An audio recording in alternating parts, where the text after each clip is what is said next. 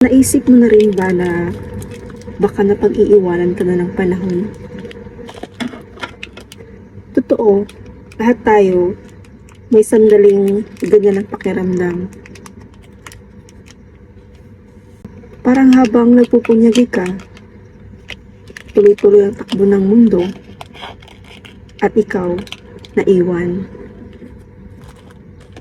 Pero sasabihin ko sa ito na malinaw, hindi ka na pag-iiwanan, sadyang iba lang talaga ang timeline mo. Ang tagumpay nila ay hindi sukatan ng pagkatalo mo. Ang bilis nila ay hindi basihan ng kakulangan mo.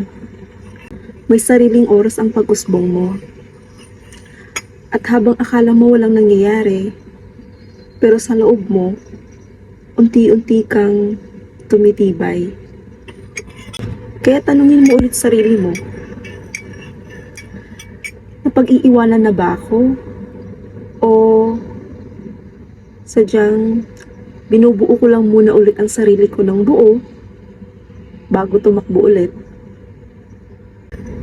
At kapag tumakbo ka na, wala nang makakahabol.